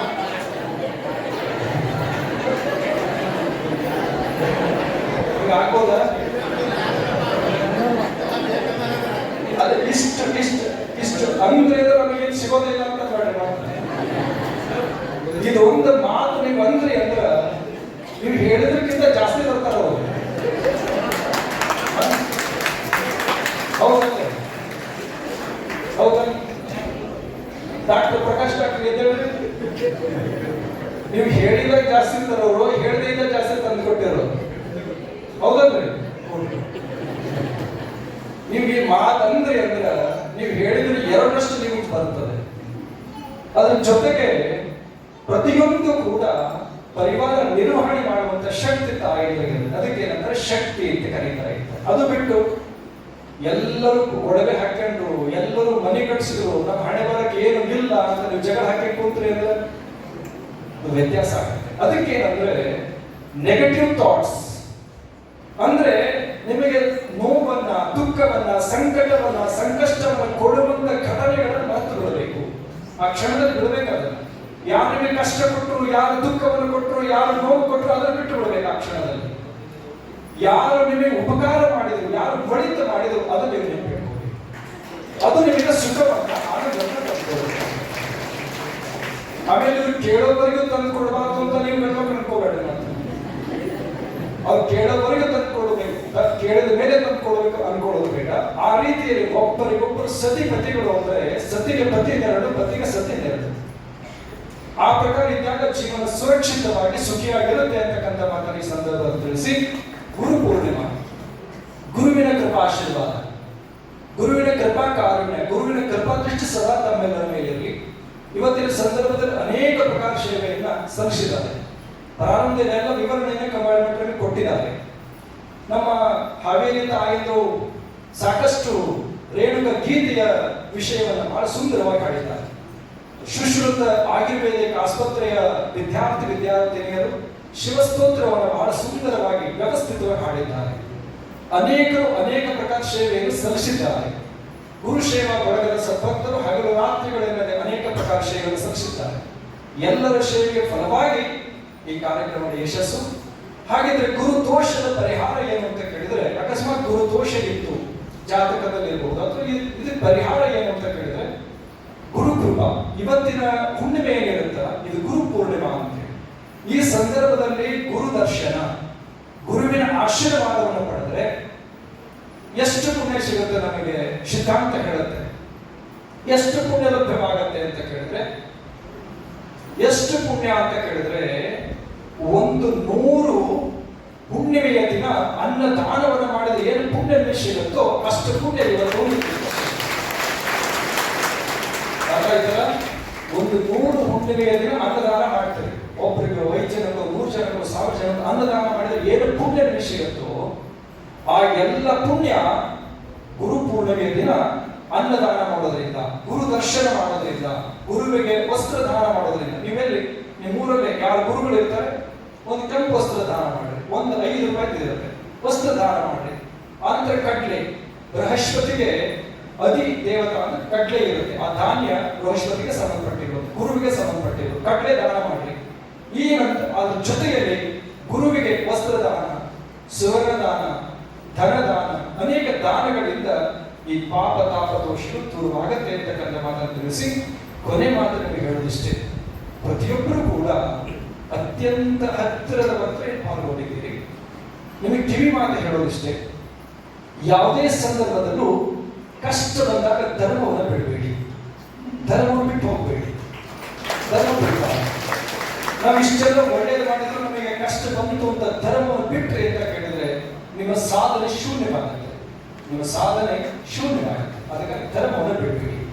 ಅದ್ರ ಜೊತೆಗೆ ಯಾವುದೇ ಪ್ರಸಂಗವನ್ನು ಕೂಡ ನಿಂದನೆಯನ್ನು ಮಾಡಿ, ಯಾರಿಗೂ ಸುಳ್ಳು ಆರೋಪವನ್ನು ಮಾಡಿ ನಿಂದೆಯನ್ನು ಮಾಡಿ. ಅದಕ್ಕೆ ಹೇಳ್ತಾರೆ, ನಿಂದ ಅನೇಕ ಪಾಪಗಳಿಗೆ ಕಾರಣವಾಗುತ್ತೆ, ಅನೇಕ ದೋಷಗಳಿಗೆ ಕಾರಣವಾಗುತ್ತೆ, ಅನೇಕ ತಾಪಗಳಿಗೆ ಕಾರಣವಾಗುತ್ತೆ. ನಿಂದನೆ ಮಾಡೋದು ಯಾರ ಮೇಲೆ ಆರೋಪ ಹೊರಿಸಬೇಕಂತ ಬೇಡ. ಆ ನಿಟ್ಟಿನಲ್ಲಿ ನಡೆದಂತೆ ಗುರುಗಳು ನಿಮಗೆ ಯಾರು ಇಚ್ಛಿತರಿಗಾದರೂ, ನಿಮಗೆ ಯಾರು ಒಪ್ಪಿಗೆ ಆಗುತ್ತೋ ಅಲ್ಲಿ ಹೋಗಿ ಅವರ ದರ್ಶನ ಆಶೀರ್ವಾದ ಪಡೆಯಿರಿ. ನಿಮಗೆ ಬೇಡ ಅಂತ ಅನಿಸ್ತು ಅಂದ್ರೆ ನೀವೆಲ್ಲಿರ್ತಾರೆ ಅಲ್ಲೇ ಇರ್ತೀರಿ, ಅಲ್ಲೇ ಏನು ತೊಂದರೆ ಇಲ್ಲ. ಆದ್ರೆ ನಿಮಗೆ ಬೇಡ ಆಯ್ತು ಅನ್ನೋ ಕಾರಣಕ್ಕಾಗಿ ಗುರು ನಿಂದೆಯನ್ನ ಮಾಡಕ್ ಹೋಗ್ಬೇಡಿ. ಅದು ಅನೇಕ ಪ್ರಕಾರ ಪಾಪವನ್ನು ಕೊಡುತ್ತೆ. ಯಾವ ಗುರುವಿನಲ್ಲಿ ಯಾವ ಶಕ್ತಿ ಇರುತ್ತೋ ಅಂತ ಗೊತ್ತಿಲ್ಲ. ಅದಕ್ಕಾಗಿ ನೀವು ಪ್ರತಿಯೊಬ್ಬರು ಈ ನಿಯಮವನ್ನು ಪರಿಪಾಲನೆ ಮಾಡುವಂತವರು ಆಗಿರ್ತಕ್ಕಂಥ ಮಾತನ್ನು ತಿಳಿಸಿ ಅನೇಕ ಪ್ರಕಾರ ಸೇವೆಯನ್ನು ಸಲ್ಲಿಸಿದ ಸೇವಾರ್ಥಿಗಳಿಗೂ, ಇಲ್ಲಿ ಪಾಲ್ಗೊಂಡಿರುವಂತಹ ಸಮಸ್ತ ಭಕ್ತ ಬಂಧುಗಳಿಗೂ ಈಗ ಪಾದಪೂಜೆ ನಡೀತದೆ. ಆನಂತರದಲ್ಲಿ ಪ್ರತಿಯೊಬ್ಬರಿಗೂ ಲೈನ್ ನಲ್ಲಿ ದರ್ಶನ ವ್ಯವಸ್ಥೆ ಇರುತ್ತೆ. ಯಾರು ಒತ್ತಡ ಇದ್ದು ಪ್ರಸಾದ ಮಾಡಿ ಬಂದು ಮತ್ತೆ ದರ್ಶನ ಮಾಡ್ರಿ, ಗಡಿಬಿಡಿ ಮಾಡಬೇಡಿ, ನಿಧಾನವಾಗಿ ಬಂದು ದರ್ಶನವನ್ನು ಮಾಡಿಕೊಳ್ಳುವಂತ ವ್ಯವಸ್ಥೆ ಆಗಲಿ. ಇಲ್ಲಿ ಕಾರ್ಯಕರ್ತರು ಯಾವ ಪ್ರಕಾರ ಸೂಚನೆ ಕೊಡ್ತಾರೋ ಆ ಪ್ರಕಾರ ಒಂದಷ್ಟು ಇವತ್ತು ಸಮಯ ಸಾಕಷ್ಟು ಇಲ್ಲೇ ಇರ್ತದೆ, ಸಂಜೆವರೆಗೆ ಇಲ್ಲೇ ಇರೋದಾಗುತ್ತೆ. ಹಾಗಾಗಿ ಆರಾಮಾಗಿ ದರ್ಶನ ಮಾಡಿಕೊಂಡು ಪ್ರಸಾದವನ್ನು ಸ್ವೀಕಾರ ಮಾಡಿ ಗುರು ಕೃಪೆಗೆ ಪಾತ್ರರಾಗುವಂತವರಾಗಲಿ ಇರ್ತಕ್ಕಂಥ ಸಲಹೆಗಳನ್ನು ಕೊಟ್ಟು ಇಲ್ಲಿ ಪಾಲ್ಗೊಂಡಿರುವಂತ ತಮ್ಮೆಲ್ಲರಿಗೂ ಕೂಡ ಅನೇಕ ಪ್ರಕಾರ ಸೇವೆಯನ್ನು ಸಲ್ಲಿಸಿದಂತ ಎಲ್ಲ ಶಿವಾರ್ಥಿಗಳಿಗೂ, ಪರಮದಯಾಳು ಪಾರ್ವತಿ ಪರಮೇಶ್ವರರು, ಪಂಚಕೇದಾರೇಶ್ವರರು, ತಪೋಕ್ಷೇತ್ರ ಕಡಮಕೊಪ್ಪೆ ಗುರುಮಠದ ಲಿಂಗೈಕ್ಯ ಎಲ್ಲ ಪೂಜ್ಯ ಗುರುಗಳು ಸದಾ ಸರ್ವರಿಗೂ ಸನ್ಮಂಗಲಗಳನ್ನು ಉಂಟು ಮಾಡಲಿ, ಸರ್ವರ ಇಷ್ಟಾರ್ಥಗಳನ್ನು ಕರುಣಿಸುವಂತಾಗಲಿ ಅಂತಕ್ಕಂಥ ಸದಾಶಿವ ಸಂಕಲ್ಪವನ್ನು ಮಾಡಿಕೊಂಡು ಈ ಸಂದೇಶಕ್ಕೆ ವಿರಾಮ ಕೊಡ್ತಾ ಇದ್ದೇವೆ. ಓಂ ಶಾಂತಿ ಶಾಂತಿ ಶಾಂತಿ.